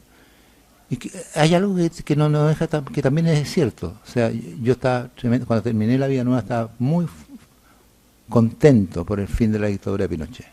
Sentía que eso había sido un esfuerzo extremadamente colectivo. Pero bueno, La vida nueva creo que es probablemente un libro, por supuesto, imperfecto. Sin embargo, creo que tiene un sentido de la realidad bastante más abusado incluso que los dos anteriores. Ese libro parte con sueños reales. Primera vez que aparecen las cosas, los sueños. Y los sueños son 8 sueños de pobladores de una población cerca del sector de La Legua, que fue una gran toma, fue una toma de terreno, como sucede en Latinoamérica, que gente sin casa se toman terrenos, con la diferencia de que esto era en plena dictadura, y se tomaron unos terrenos baldíos. Entonces fuimos, porque íbamos a todas, estábamos en toda la cosa, y vi, cuando llegué, eran puras casuchas de cartón y plástico, precarísimas, pero estaban enteras embanderadas, habían cientos de banderas chilenas. Y eso para mí fue impresionante, fue una cosa tremendamente golpeadora. Entonces, gente muy pobre, y claro, usaban tantas banderas, no porque fueran tan patriotas, sino que era una forma de que si entraban los militares, una forma casi de defensa, ampararse bajo esta figura mítica que ellas se la iban a repetir. No entraron, de hecho, no fueron reprimidos. Y el origen de una población que hay en Santiago fue esa toma. Entonces, de pronto, por una serie de cosas, se me ocurrió, de nuevo la cosa de los sueños, grabar los sueños. Ahora me doy cuenta que grabé los sueños antes que fuera la película Sueños de Akira Kurosawa. Fue antes, esto fue en 1983, fue esta toma. Y les pedía, me hice amigo, participé, y les pedía a alguna gente que me contara sueños que tenía. Me contaron sueños. Creo que se lo había visto en una película Buñuel, creo que había gente que contaba sus sueños. Y resulta que me pasó una cosa que me golpeó mucho. Me di cuenta que los sueños también tenían características de clase. O sea, que los sueños que tenían nocturno, esa gente no era lo mismo que podía soñar un intelectual en los barrios bien de Santiago. Eran distintos sueños. Y que en esos sueños aparecía mucho la cosa de la emigración del campo a la ciudad. Entonces, eran 8 sueños que a mí me golpearon profundamente, sobre todo uno, que fue el primero que lo puse casi al último, que es un tipo que siente que se lo llevan. Y se ve caminando, ve su casa, y él sigue caminando, y se va por un cerro, y llega a un lago y no sabe cómo cruzarlo. Entonces aparece un perro blanco. Entonces el perro blanco con ladrillo hace que le indica que se agarre a él, que así va a cruzar el lago. Y cruza este lago que está como con manchones de sangre. Y llega a había una larga fila, y había un portón de fierro donde la gente iba pasando. ¿Ah? Entonces el tipo empieza a caminar, y cuando llega al portón de fierro, una voz le dice, no, tú no estás inscrito, ándate de aquí, tú todavía no estás inscrito. Entonces el tipo vuelve, y cuando despierta, está su mamá tomándole, porque hay una leyenda, dice que si una persona cuando se va a morir, si uno lo toma del pelo de la nuca, fuerte, con mucha fuerza, la persona no se va, se queda. Entonces se despierta con la imagen de la madre y la hermana al lado suyo, rezando y tirándole los pelos de la cabeza. Entonces el tipo dice que soñó, que se despertó, que vio a su madre que tirándole los pelos, con una salvedad, que él no quería volver, él quería morirse. Entonces que ve la cosa del regreso a la vida como lo peor que le podía haber pasado. Entonces, creo que ese sueño salió en una conversación. Entonces ahí, claro, ahí me partió la idea de grabar otro sueño. Y había sueños que me golpearon mucho, como te digo, porque se veía toda la historia de la pobreza chilena, que en el fondo es la historia de la pobreza latinoamericana. ¿Ah? La emigración al campo, el origen, el mestizaje, los problemas raciales, el racismo, todo. Y La Vida Nueva parte con eso, y se llama La Vida Nueva porque hay un sueño de una niña que pare, hijo, y que siente que va a parir, pero está en medio de la calle, y que le da mucha vergüenza. Entonces le gustaría desaparecer, pero porque está en plena calle, y le sale el primer bebé, guagua, decimos nosotros. Entonces le corta el cordón con los dientes, pues no tenía cómo cortarse, y con espanto de que viene otra. Y de nuevo le corta el cordón, y viene otra, y viene otra, y viene otra, y viene otra, y viene otra. Y al final ella se va para adentro de sí misma, y se ve como por una ventana transparente, se ve la entraña, y se ve la tripa colgada, así que está goteando sangre. Entonces, y así es el sueño que le da el título al libro, La Vida Nueva. Este nacimiento múltiple de una chica que está muerta de vergüenza pariendo, sin poder parar de parir en la calle en medio de la gente. Y tuvo un final que termina, son unos ríos, la imagen arquetípica de los ríos como metáfora, como imagen que ha acompañado siempre al imaginario humano. Y son unos ríos que se arrojan desde el cielo, que chocan contra la cordillera de los Andes, llegan al mar, el mar tampoco puede detenerlo, y emergen al otro lado del horizonte, cruzan el mar. Y a través de ese viaje, un viaje arquetípico, mítico, en casi todos los pueblos tienen esta imagen del río, los ríos, el nacimiento del cielo. Está en el paraíso, de los 4 ríos del comienzo, pero están en muchas partes. O en un Leufú, que el río del cielo de los mapuches. O sea,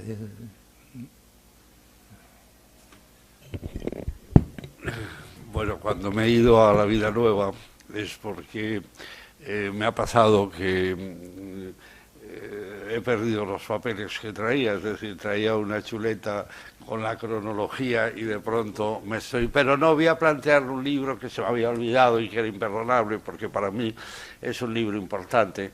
De hecho, el verso que está en el programa nuestro procede de ese libro. En el cementerio de Santiago está el verso de Raúl sobre los miles de nombres desaparecidos. El libro es Canto a su amor desaparecido. que, como hablábamos esta mañana, nos lo va a explicar él, no tiene solo una dimensión, aunque tiene una dimensión histórica, pero tiene muchas más. El canto de su amor desaparecido siempre es un poema que siempre se ha visto como que exclusivamente el tema de los desaparecidos políticos. Bueno, todo desaparecido, la palabra política de los desaparecidos, de las víctimas de la dictadura chilena, argentina, uruguaya, es así, pero también tiene varias otras lecturas. Una es canto a su amor desaparecido, o sea, a su amor que ya no está. Canto a su amor desaparecido, que también el canto al amor que desaparece de quien está escribiendo. O sea, son varios niveles. Y que está informado por la vida, o sea, por situaciones biográficas que estaba pasando. Entonces tiene que ver con los desaparecidos de Chile, por supuesto, pero también tiene que ver con una historia personal. Y esa historia personal está puesta más o menos en clave, y si alguien la pispa, fantástico, y si no, bien también. Pero finalmente, lo que a mí ese poema me produce ese sentimiento absolutamente doble. Me produce sentimiento doble porque me horroriza decir que es un buen poema. Posiblemente lo sea, pero el único gran poema sería que ese poema nunca hubiera sido escrito, porque eso significaría que las circunstancias que lo generaron no habrían pasado. Entonces creo que hay algo muy sordo y muy final, y que es casi espantoso. Hay otro libro que se llama INRI, que tiene que ver con los cuerpos que arrojaron sobre la mar, que también es lo mismo. O sea, pues bueno, donde la categoría estética casi te avergüenza, porque, como digo, la gran obra maestra sería que eso nunca hubiera existido ni la sospecha de esos poemas, ¿cierto? Y que esas cosas no hubieran pasado. Ahora, creo que ese poema, El canto de su amor desaparecido, recoge un momento también. Y un momento que en Chile realmente hay manifestaciones, la represión está lanzada con todo, poco después degollarán a 3 tipos, qué sé yo, pero al mismo tiempo ya hay una respuesta masiva, y esto se manifiesta muy fuertemente, el cambio se manifiesta por la irrupción de los grupos de rock, que para mí fueron y son fundamentales. Entonces los títulos, los nombres, los conjuntos, los prisioneros, los Pinochet Boys, que hacen y que rompen y que se terminan con una especie de letanía que venía el canto, de lo que se llamaba el canto nuevo, que era el canto revolucionario, el Clapayune, el Inti Illimani, la trova cubana. Que a mí me gusta mucho la música, entre paréntesis, la música popular. Entonces, pero que ya se había transformado en una especie de letanía quejosa, ¿te fijas? Hasta que de repente aparecen esos tipos de poblaciones marginales de Santiago con unas letras de Padre y Señor mío, o sea, fa.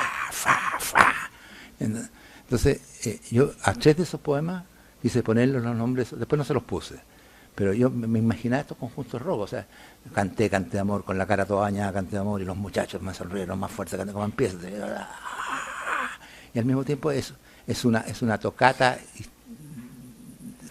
apocalíptica.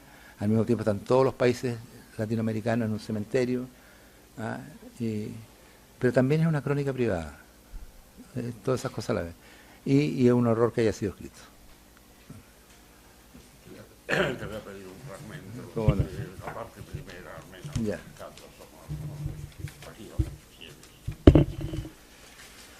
Canto a su amor desaparecido. Canté de amor. Con la cara toda bañada canté de amor, y los muchachos me sonrieron. Más fuerte canté. La pasión puse, el sueño, la lágrima. Canté la canción de los viejos galpones de concreto. Una sobre otros, decenas de nichos los llenaban. En cada uno hay un país, son como niños, están muertos. Todos yacen allí, países negros, África y Sudacas. Yo les canté así de amor la pena a los países. Miles de cruces llenaban hasta el fin el campo. Entera su enamorada canté así, canté el amor. Fue el tormento, los golpes, y en pedazos nos rompimos. Yo alcancé a oírte, pero la luz se iba. Te busqué entre los destrozados, hablé contigo, tus restos me miraron y yo te abracé. Todo acabó, no queda nada, pero muerta te amo y nos amamos, aunque esto nadie pueda entenderlo.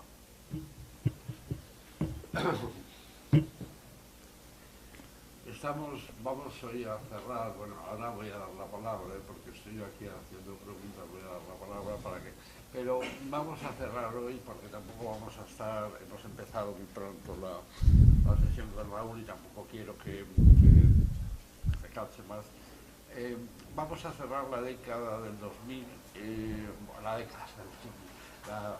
década que estábamos en estos momentos, no la del 2000, sino la del 990, con un momento absolutamente diferente en la poesía de Raúl, o no diferente, que además generó una gran polémica. Año 2000, poemas militantes. Raúl Zurita por primera vez se lanza a un territorio poético. Yo he escrito sobre esos poemas militantes y efectivamente es un territorio poético donde hay militancia, pero al mismo tiempo hay muchas más cosas en esos poemas. Lo que pasa es que aquello generó una polémica. En la sección de referencias de la Biblioteca Nacional hay muchas cosas que yo ya he señalado, que algunas son increíbles lo que dicen, ¿no? Bueno, poemas militantes, año 2000.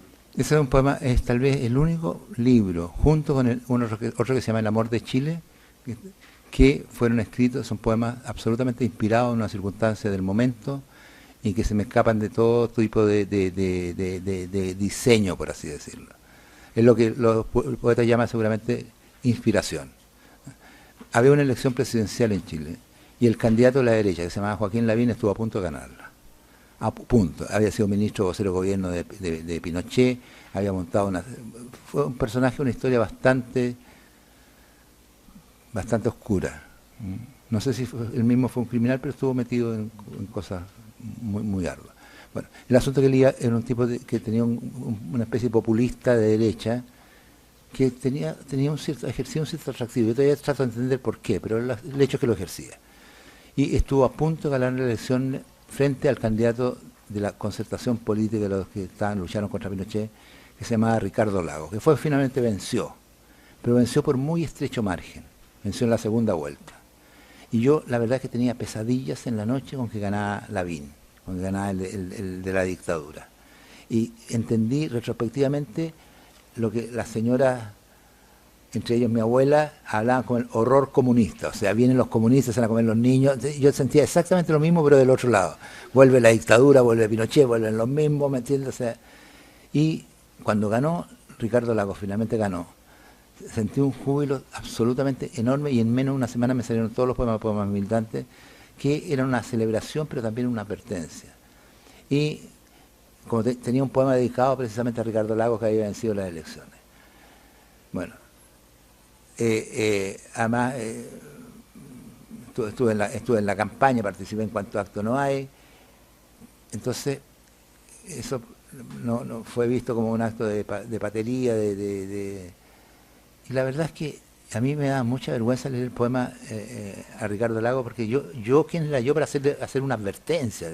Era una advertencia, si realmente se pasaba este momento en que realmente un pueblo volvía a encontrarse con sus grandes hombres, por así decirlo, y se dejaba pasar eso en función de esto no iba a tener un buen fin, esto está dicho explícitamente, y que fue a mi juicio lo que pasó. Te fijas, después de eso vino en mí una gran decepción, pero fue pésimamente leído, y sin embargo tiene un par de poemas, 3 o 4 poemas que yo me los llevaría conmigo. Este, por ejemplo. Sí. Canto 3. Me he partido en 15 millones de sueños, y cada sueño es un pedazo de ustedes, un pedazo de ti que no estás herido por ningún sueño, sino por la realidad. A mi país, largo y angosto, como todos los seres tristes y reales. Mi país como el Quijote de la Mancha, que es triste y real, como yo lo soy, como el amor es triste, como los sentimientos son tristes. A mi país partido en 15 millones de seres, que hoy van juntos y flotan, como un campo de nubes, abrazándose sobre las flores, como un campo abrazándose sobre las flores. Está bueno el poema, está bien, ese panfletario.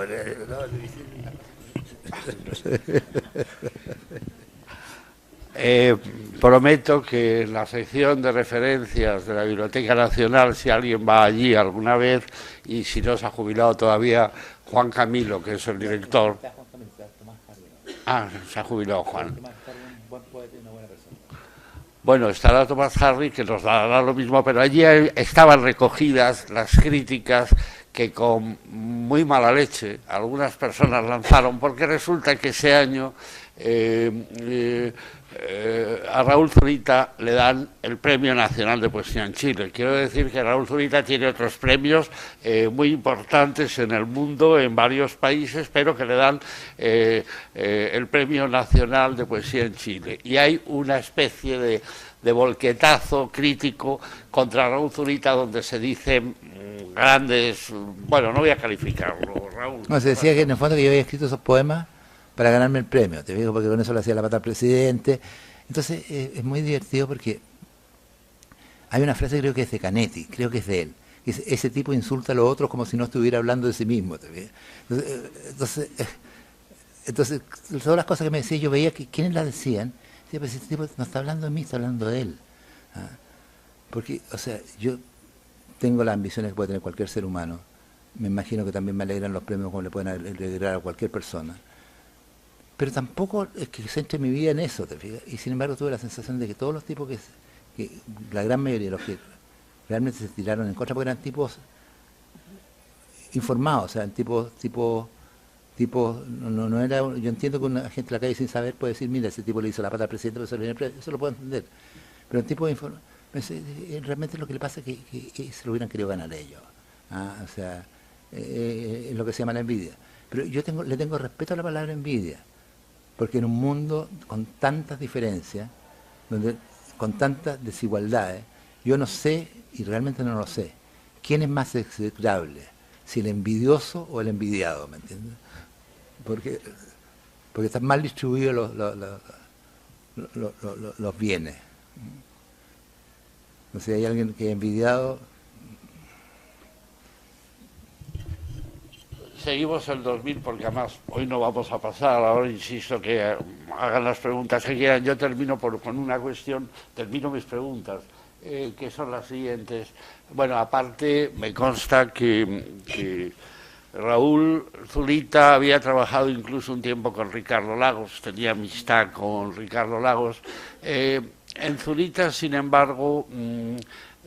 a mí hay poemas, insisto, también de poemas militantes que he defendido y en una cosa que se llama Zurita, obra en progreso, publicada en Concepción, que citaba antes, defiendo una cronología, defiendo la perspectiva, pero en Zurita lo que hay, y aquí hablamos, lo que hay en el último libro, lo que hay como recuerdo de aquellos poemas militantes son banderas rotas.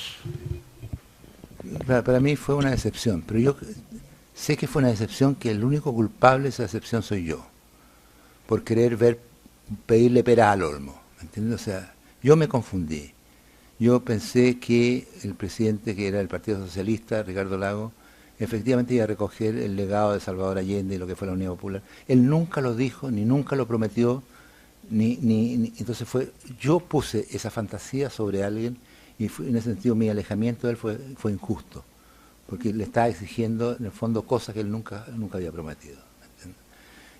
Pero fue un momento de gran afincamiento del modelo de la dictadura, el modelo económico, el neoliberalismo, porque un presidente socialista tenía que romper con el gran tabú que es frente a la derecha en el fondo, de que un gobierno socialista necesariamente es el caos. Entonces se le pasó, creo, un poco la mano a Ricardo Lagos y a su gobierno de demostrar que ellos podían ser tan o más eficientes que los de la derecha, y por Dios que lo demostraron bien. ¿Entiendes? Entonces me alejé, pero la esencia de la crítica... Entonces, y creo que el Zurita... yo he sido bien mimético con la historia de Chile reciente, porque creo que la Vida Nueva recoge, sin que yo me lo hubiera propuesto, la alegría del fin de la dictadura, y creo que el Zurita, en unas partes, también es la decepción de eso.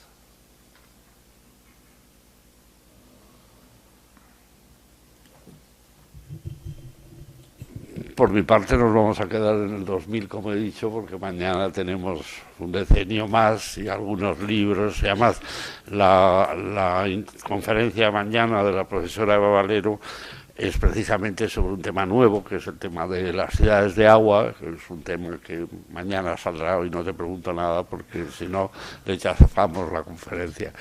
Preguntas. Podéis preguntar lo que queráis a Raúl Zurita, podéis preguntarle cualquier cosa hasta la hora.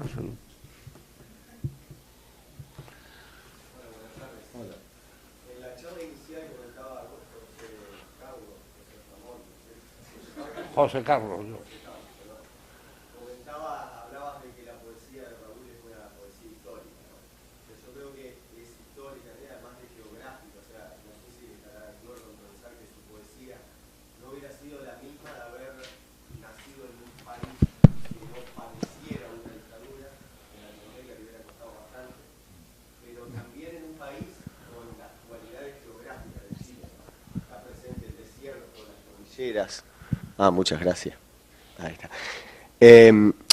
Y a raíz de esto voy a la imagen de los barcos, a la que él hizo referencia. Él hizo referencia a los barcos que vuelan, los barcos que no vuelan. Creo que, no sé si es en Anteparaíso que referís la imagen de un barco que está en medio del desierto.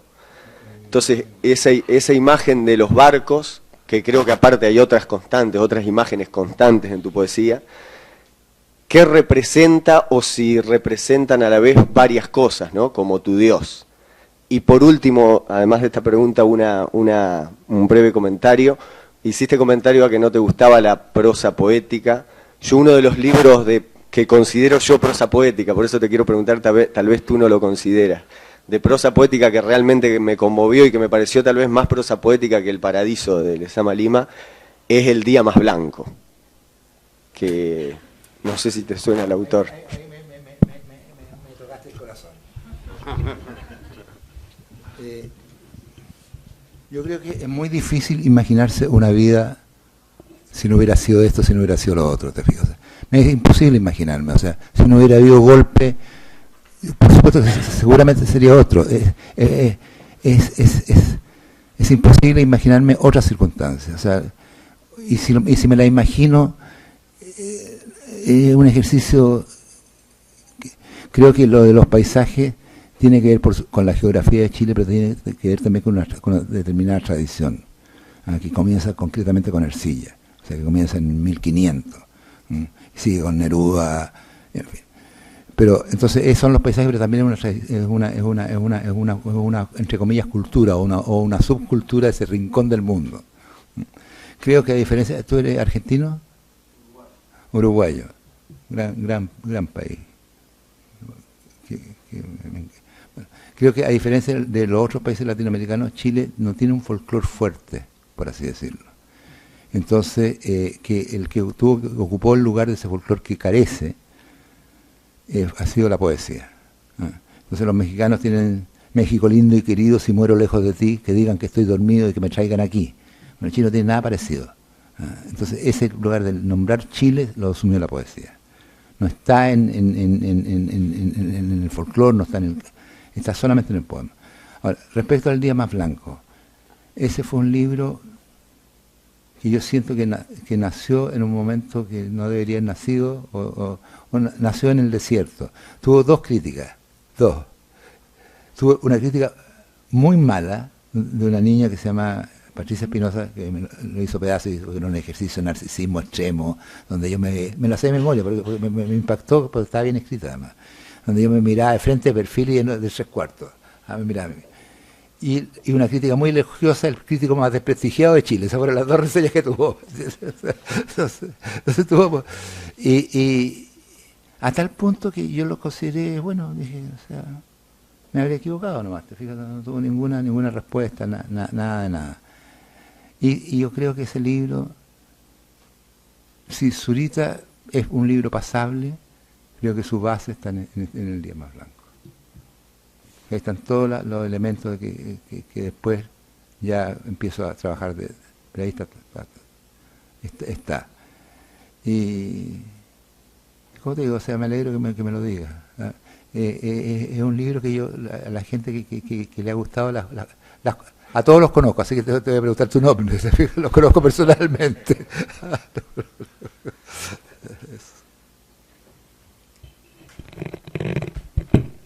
¿Más preguntas? Sí.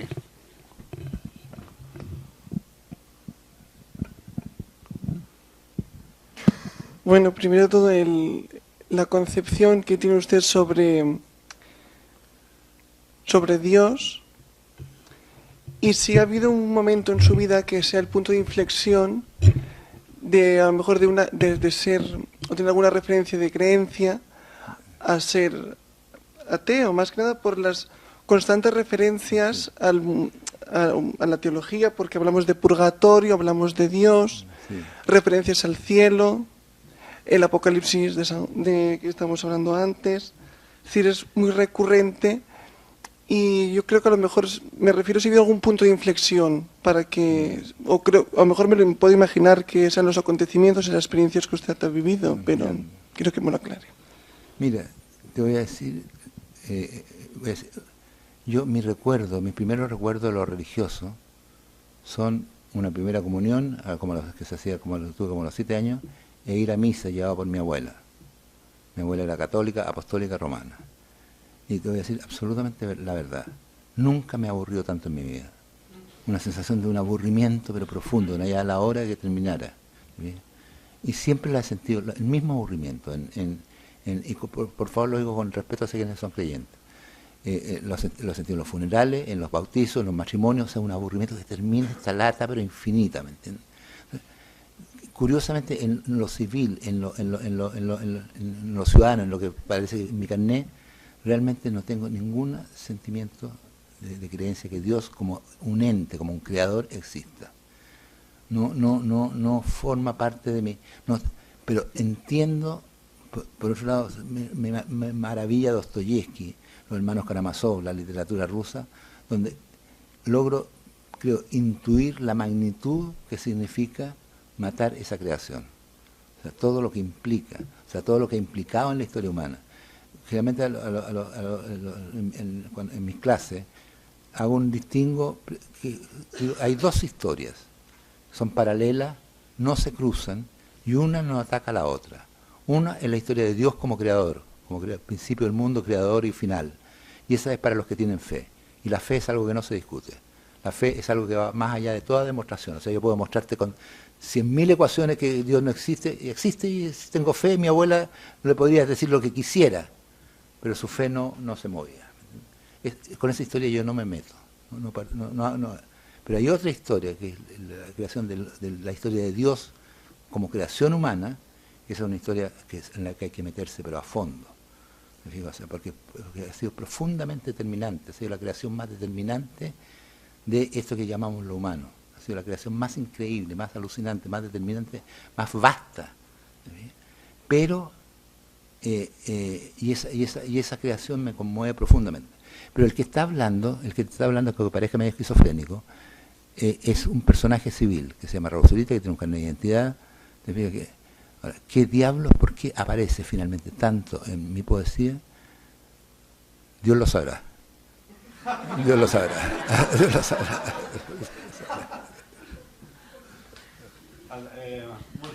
Profesor.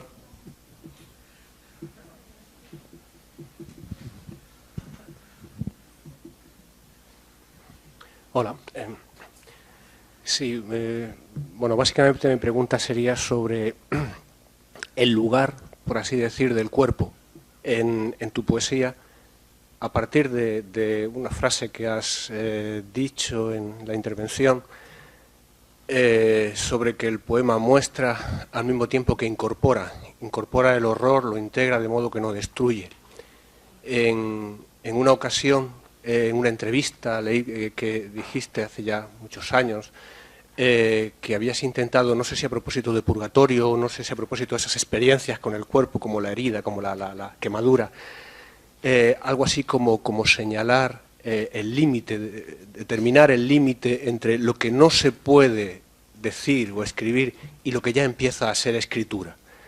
Entonces, eso relacionado también con la otra idea que has dicho de la temporalidad, de la aceleración del tiempo, de alguna manera, que he creído entender, la falta de trascendencia, sería de alguna forma esa corporeización, esa hacer literatura del cuerpo y cuerpo de la propia literatura, la manera de poder lograr o de poder escribir la trascendencia. Y en ese sentido, no sé si tendría algo que ver con eso que aparece también en Purgatorio, y no lo pregunto por cuestión biográfica ni personal, sino estrictamente literaria, ¿no? Esa quiebra en el fondo corporal que supone el límite hacia la psicosis, hacia el estado psicótico, que podría decir, que finalmente puede, supongo, salvarse la propia palabra. No lo sé, eso son unas impresiones. Gracias. Mira, es súper vasta y súper importante lo que esto sea. El cuerpo, por supuesto, es el dato básico. O sea, entonces, yo efectivamente trabajé lo de la mejilla, como le he dicho, no fue algo premeditado. Sí hubo algo premeditado después que pudo haberme costado bastante caro, que fue un intento de secarse. Y ese me podría haber costado, afortunadamente no resultó. Se ha dicho que fue con ácido, no fue con ácido, fue con amoníaco. Porque si no con ácido se parecería a Frankenstein ahora. Me alegro que no haya resultado. Pero también es mostrar también al límite en que tú puedes llevar una idea o una concepción. Yo lo imaginé con relación a la escritura en el cielo. Esa es la parte que es la otra cara de la escritura en el cielo. Porque yo me imaginaba de que era imposible que fuese más bello que como yo lo imaginaba. Entonces, como parte de esa acción de la escritura en el cielo, yo tenía la idea que quien había imaginado esa escritura en el cielo él no la pudiese ver. Entonces ahí me salió esta idea de secarme, que lo intenté y terminé en una clínica, pero no porque quedara ciego, sino porque me ahogué con el amoníaco. De ahí se origina el poema también después de la utopía, que lo que más habla es de la mirada, de los ojos y qué sé yo. Yo viví en relación bastante esquizoide con mi cuerpo, pero no en el sentido de la psicosis, sino en el sentido doble, porque por otro lado también viví en el desprecio del cuerpo, en función de una cosa romántica como son los sueños, el intelecto. O sea, desde chico me reventó caminar, desde chico eludí, hacer como fuese falsificativo, falsificando, no hacer gimnasia. Esa era mi prioridad número uno. Y curiosamente, después, claro, la vida me las ha cobrado. Me las ha cobrado súper concretamente. Y como si el cuerpo hubiera tomado revancha. O sea, las manos, las pies, que me cuesta moverlo, la rigidez, me cuesta pasar entre espacios angostos. Entonces, ya no puedo eludir el que tengo brazo, el que tengo pierna, el que tengo una cara, el que tengo una cabeza, porque se hacen notar. Es como si quisieran llamarme la atención. Es como andar con un curso de kindergarten. Que los niños desobedientes son tus piernas, tus brazos, tus manos, tus dedos. Que son como un curso desordenado de niños. Eso está incorporado en lo que yo trabajo. Está incorporado súper claramente. He intentado trabajar con los datos de mi vida. Entonces tú tienes todo el derecho a preguntarme si veo una cosa personal. Perfecto, o sea, no tengas temor, o sea, trabajo en esas cosas. Entonces en el Purgatorio aparece un informe psiquiátrico en que dice, te informo que tiene muchas muestras de psicosis tipo epiléptico, y se pone el paciente y se tacha el nombre que está, y se pone una serie de nombres de mujeres, Manuela, Rosamunda, y después dice abajo, te amo infinitamente. Entonces he tratado con las circunstancias de mi vida, he tratado de eso, transformarlo en obra, y hacer una obra que es inseparable de la vida, porque así yo entiendo el arte. Nunca una obra de arte va a ser la vida. Pero si no es tampoco la vida, si no es, aunque suene absolutamente contradictorio, a mí me parece muy poco interesante. Entonces mi empeño, mi sueño ha sido hacer con los materiales toscos, limitados, torpes de mi existencia, con lo que he sentido con tanta intensidad a veces frente a alguien o frente a cosas o frente a personas, y con también mi fracaso, he tratado que eso sea el material sobre el cual esculpo, tal como un tipo esculpe sobre la piedra. Para mí ha sido la existencia, esa piedra sobre la cual se esculpe.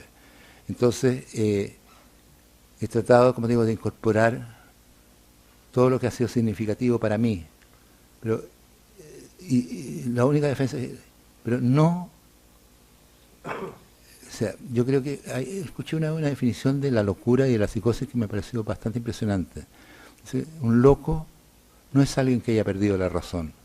Un loco es alguien que ha perdido absolutamente todo menos la razón, ¿no? Y si tengo una aproximación con la psicosis, ha sido más bien por ese lado. Yo creo que nunca he perdido la razón. He estado muy desesperado y muy quebrado, pero no he perdido lo que se llama la razón, ¿no? Entonces, y claro, el cuerpo, como tiene que ser unas relaciones poco quiso, porque es mi dato, o sea, y es tan impresionante. Yo tengo una particularidad, tengo un hueso salido, y me lo tocaba cuando niño, cuando tenía 5 años, y de repente me lo vuelvo a tocar ahora que tengo 63 y es el mismo. Y es tan impresionante el paso del tiempo, es tan impresionante que sea el mismo que cuando tenía... Trato de trabajar con eso. Si pudiera hacerlo, incorporaría el hecho de morirme, pero no sé cómo hacerlo.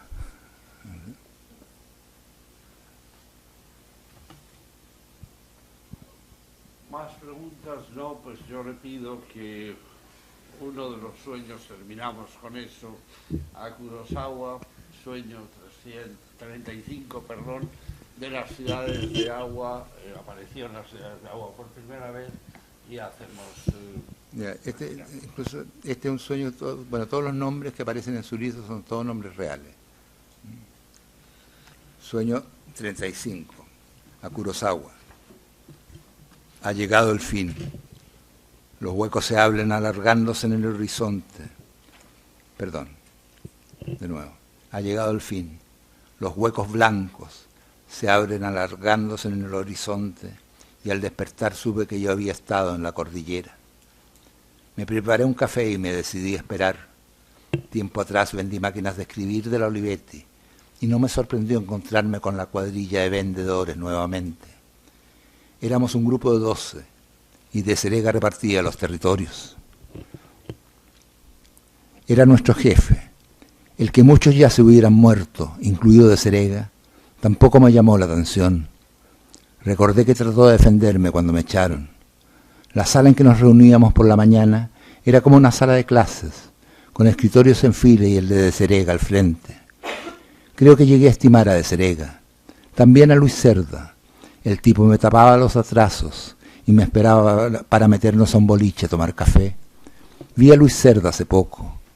Había decenas de máquinas de escribir arrumbadas en su cuarto, unas letras 32 de color gris.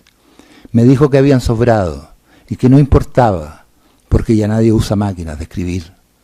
Hoy ya es tarde.